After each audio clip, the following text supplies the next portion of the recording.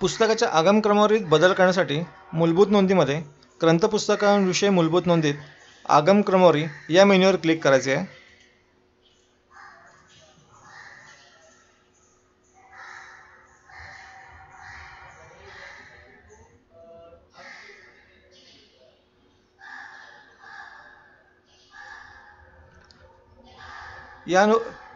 या स्क्रीनवर बदल / रद्द करा या बटनावर क्लिक करायचे आहे.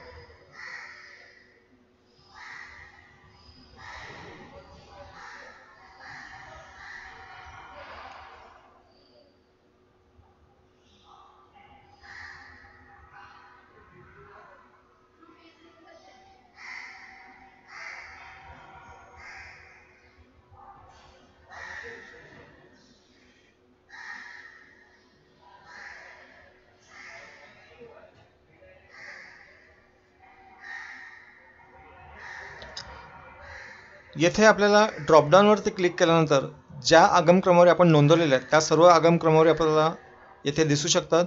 जर एखादी आगम क्रमवारी जर मला शोधायची असेल तर मी इकडे टाईप टू सर्च म्हटलं तिथे मी सरळ टाईप करू शकतो.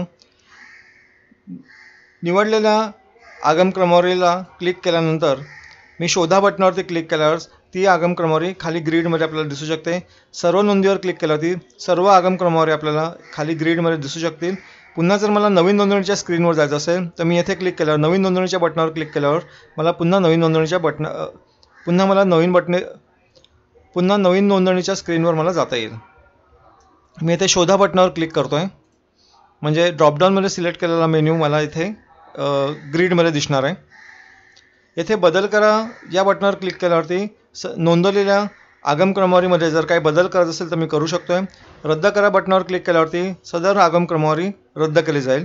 जर या आगम क्रमवारीत जर पुस्तकं नोंदवलेली असतील तर येथे तुम्हाला ही आगम क्रमवारी रद्द करता येणार नाही आहे. मी बदल करावर क्लिक करतोय.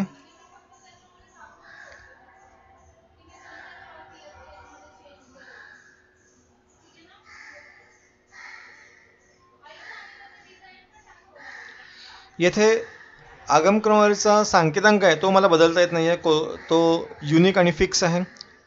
आगम क्रमवारीचं नाव मी येथे बदलू शकतो.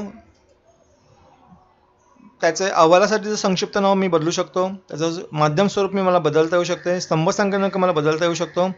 सक्रिय म्हणजे ॲक्टिव्ह आहे ते जर मला डिॲक्टिवेट करायचं असेल म्हणजे ते मला कुठल्याच रिपोर्टमध्ये जर दिसायचं सक्रिय हे बटन क्लिक आहे म्हणजे ॲक्टिव्ह आहे ते. जर मला हे डिॲक्टिवेट केलं तर मला कुठल्याच रिपोर्टमध्ये किंवा कुठे मला ही आगम क्रमवारी दिसणार नाही. पण ही आगम क्रमवारी टेबलमध्ये असेल आणि ती तुम्हाला या मास्टरमध्ये दिसेल. फक्त ती सक्रिय नसल्या कारणाने पुस्तक नोंदणीच्या वेळेला ती दिसणार नाही. डिफॉल्ट आपण कुठल्या तरी एकाच आगम क्रमवारीला आपण म्हणू शकतो. समजा जर हा डिफॉल्ट काढलं तर मग ही आगम क्रमवारी डिफॉल्ट नसणार आहे. त्यामुळे मला ही आगम क्रमवारी डिफॉल्ट ठेवायची असल्याने मी इकडे डिफॉल्टवरती क्लिक तसंच ठेवेन. जतन करा बटनावरती क्लिक केल्यावर सदर चेंजेस किंवा सदर बदल टेबलमध्ये सेव्ह होतील किंवा डेटाबेसमध्ये सेव्ह होतील. जतन करा बटनावर क्लिक केल्यानंतर सदर बदल हे डेटाबेसमध्ये सेव्ह होतील. बदल / रद्द करा बटनावर क्लिक केल्यानंतर पुन्हा आपण मागच्या स्क्रीनवर जाऊ शकतो. धन्यवाद.